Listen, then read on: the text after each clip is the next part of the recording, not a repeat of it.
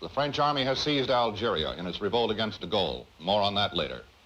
In Laos, the government's army suffered its worst defeat of the Civil War, evacuating its last stronghold in north-central Laos. Now the communists may want to begin the ceasefire talks. And I believe that in the 1980s, the United States can once again capture the imagination of the world. Chicago, the Windy City, is both windy and snowy in the wake of a storm which leaves more than half a foot. Temperatures drop to 0 during the storm. San Francisco gets the heaviest snow in 30 years.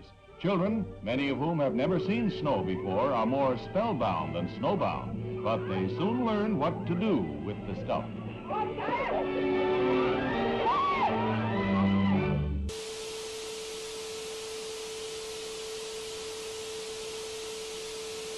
I, John Fitzgerald Kennedy, do solemnly swear that you will faithfully execute the office of President of the United States. that I will faithfully execute the office of President of the United States And will, to the best of your ability, and will, to the best of my ability, preserve, protect, and defend the Constitution of the United States. preserve, protect, and defend the Constitution of the United States. So help me God.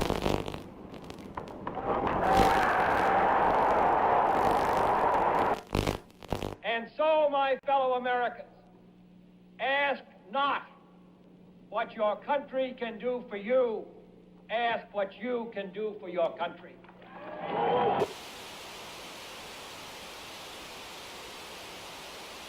British Prime Minister Harold Macmillan arrives in Key West, Florida for a conference with the President on the explosive crisis in Laos. They jointly declare determination to prevent the Southeast Asian kingdom from being taken over by communist-supported rebels. Also discussed is Britain's ceasefire proposal to Moscow. From Miko, is the Soviet Union willing to agree to a ceasefire in Laos? We touched in conversation this subject. I have nothing to say publicly at this moment. The look for 61 will recall the Jazz Age, and where Paris leads, the rest of the fashion world is likely to follow. Here was a new symbol of communist ruthlessness. Overnight, East Berlin became a concentration camp, sealing in the inhabitants of that sector. Barbed wire and cement were the answers to the refugee problem. Khrushchev repeats his threat to sign a separate peace treaty with East Germany, which he claims, wrongly, will end all Western rights in Berlin. Served with an order by East German authorities that all U.S. personnel must show identification before entering that section of Berlin, American troops answer with the only language the Reds seem to understand, a show of arms. Castro marks the second anniversary of his revolution with the biggest military parade ever staged in Cuba, featuring tanks and other heavy weapons from Russia and Red Czechoslovakia. Shortly afterwards, Castro demanded the United States Embassy drastically reduce its staff to 11 persons. It was the last straw in his long campaign of provocation and harassment.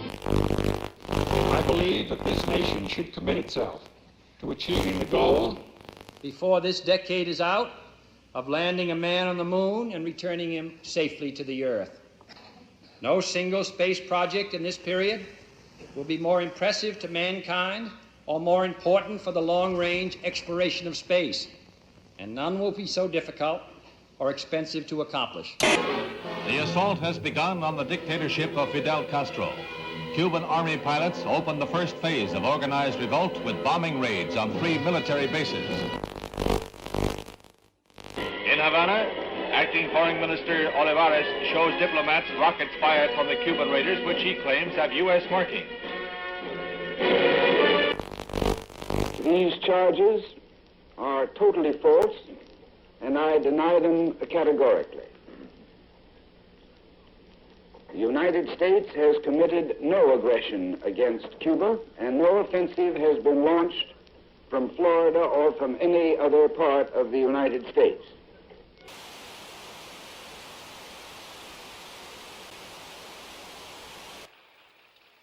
Es un honor para mí el estar hoy entre un grupo de los hombres más valientes. del mundo.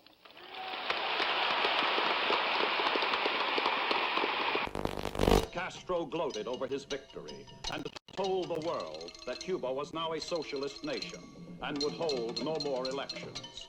The next day, the United States officially proclaimed Cuba to be a communist satellite state. Man had his first great success in space when the Russians pushed a man across the threshold. He was Yuri Gagarin, the astronaut the Russians lionized as the first to orbit the Earth. It was the propaganda coup of the year. Today, this Redstone Mercury is the center of world attention as Lieutenant Commander Shepard walks to the elevator that will carry him 65 feet aloft to the capsule. It's 6:20 a.m., a moment of history. 3, 2, 1, 0.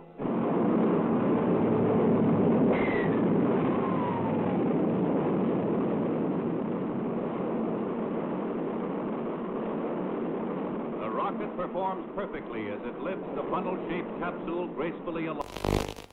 115 miles up, he went 300 miles downrange, right on target, and was picked up by waiting helicopters.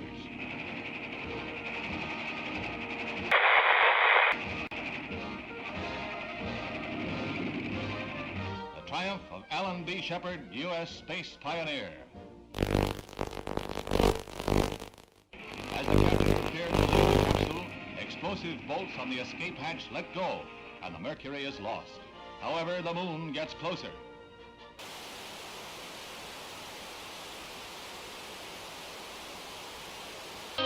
Albany, Georgia. A Negro fight against segregation is led by the Reverend Martin Luther King.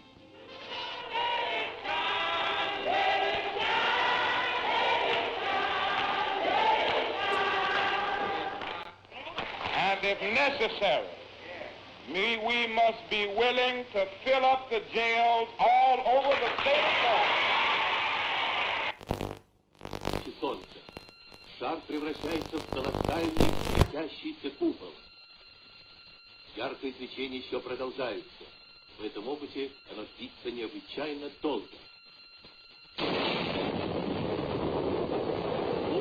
Страшной силы напутствует прихода ударной волны.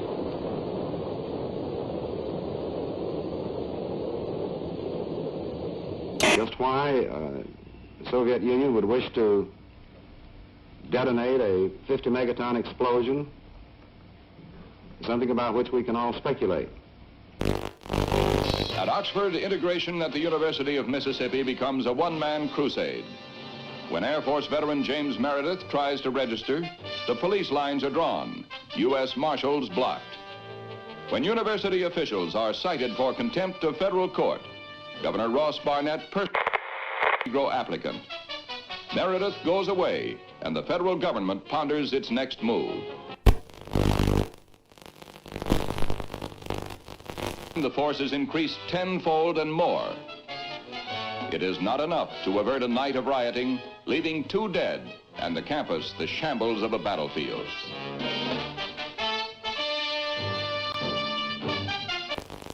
"75 students and other rioters are arrested.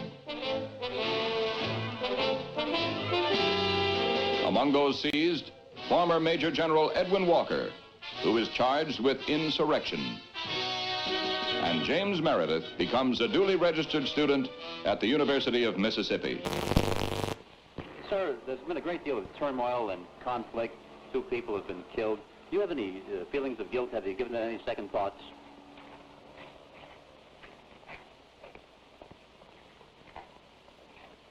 I'm very sorry that anyone had to get hurt or killed.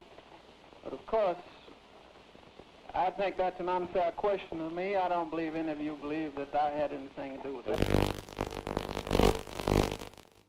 President Kasavubu is given a Leopold bill on his return from a conference of Congolese leaders in Madagascar, at which it was agreed to convert the republic into a loose confederation. The streets are jammed for a parade in celebration of the decision. But red opposition to the plan is heated, and the pro-Soviet Antoine Gizenga, Lumumba's political heir, still controls key areas and sizable armed forces.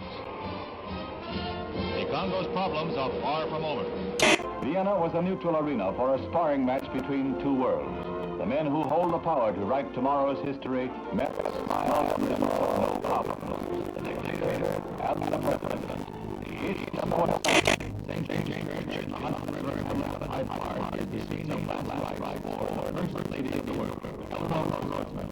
President Kennedy on this distinguished world leaders who pay life to the extraordinary and benevolent one who is remembered as a humanitarian and one who found out his fellow man.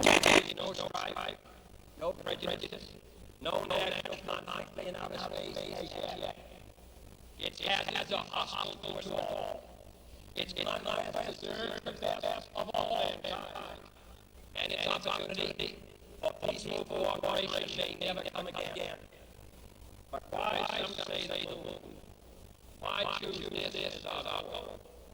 And they may well ask, why climb Ice Mountain? Why 35 years ago fly the Atlantic? Why Rice Lake, Texas? We choose to go to the moon. We choose to go to the moon.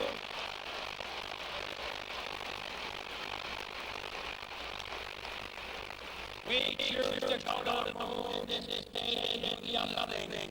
Not because they are easy, but because they are hard. Because that goal will serve to organize and measure the best of our energies and skills.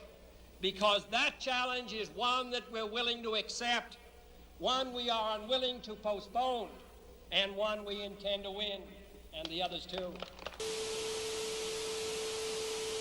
The Cold War, the ground forces of NATO have been alert against the military threat of the communist bloc. Now, Honest John missiles add to NATO's striking power.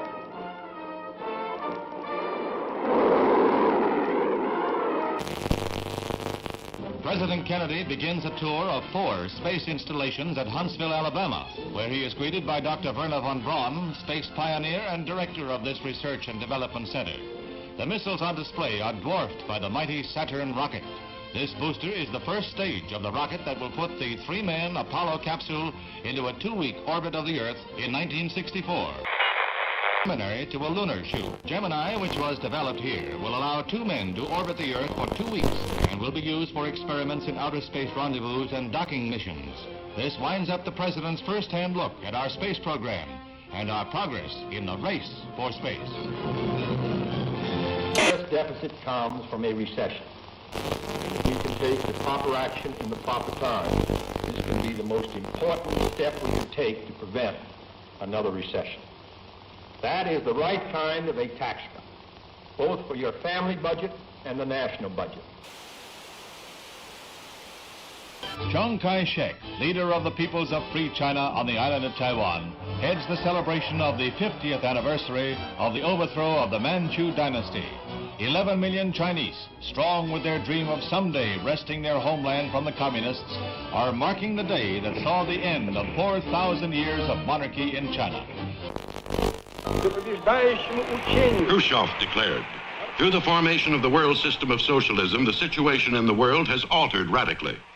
At present, it is not known who encircles whom. On December 2nd, 1961, Castro reveals, I am a Marxist-Leninist and will be one until the day I die. Socialism is a world reality today. There is no halfway between socialism and imperialism. This government, as promised, has maintained the closest surveillance of the Soviet military buildup on the island of Cuba. To halt this offensive buildup, a strict quarantine on all offensive military equipment under shipment to Cuba is being initiated. All ships of any kind bound for Cuba, from whatever nation or port, where they're found to contain cargoes of offensive weapons, be turned back. It shall be the policy of this nation to regard any nuclear missile launched from Cuba against any nation in the Western Hemisphere as an attack by the Soviet Union on the United States, requiring a full retaliatory response upon the Soviet Union. Communism's adventure in Cuba is a sophisticated one. Political, psychological, subversive, with paramilitary features. Can a democratic society, wherein the right to know and the value of knowing are basic, can a democratic society wage successful political, psychological, subversive warfare against communism? Leather is falling into step in the fall fashion parade. Finished in an explosion of rainbow colors, leather has been styled into smocks and sheathed top skirts like this eye-stopping pair. Just the thing for a day's outing at Sterling Forest Gardens in New York. In Trafalgar Square, 2,000 Londoners demonstrate against the United States blockade. Fidel Castro whips up a furor in Cuba, charging the United States with arming and training mercenary forces for an imminent invasion. He calls out some 200,000 militiamen for training and guard duty at key points throughout Havana.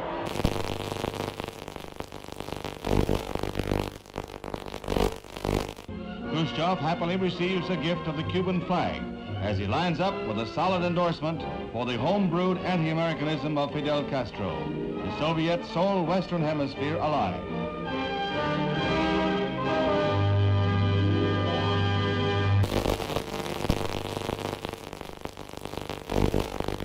As he arrives back in Washington, the president hears more bad news. China has just invaded India. Is this part of a two-pronged communist assault? Now the president must weigh all the factors one final time, then make his decision, knowing that whatever he does, he risks nuclear war.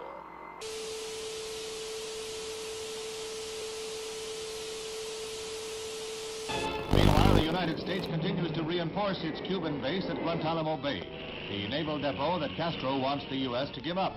These Marines have been assigned the job of protecting the base against any Cuban threats that might arise during the present crisis.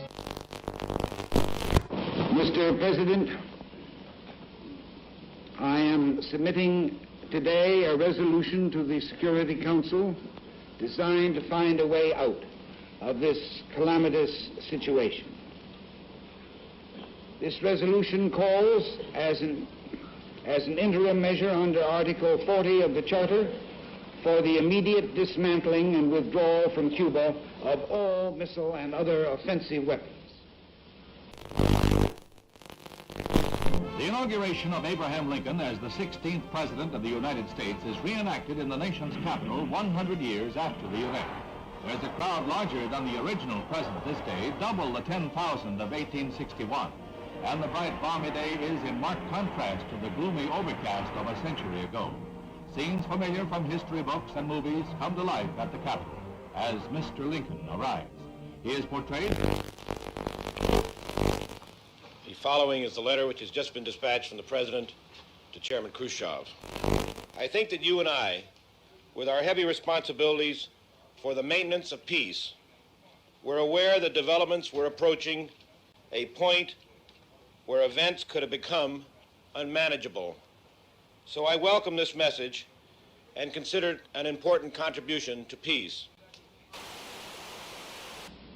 It urgently recommends that the United States and the Soviet Union confer promptly on measures to remove the existing threat to the security of the Western Hemisphere and the peace of the world, and to report thereon to the Security Council.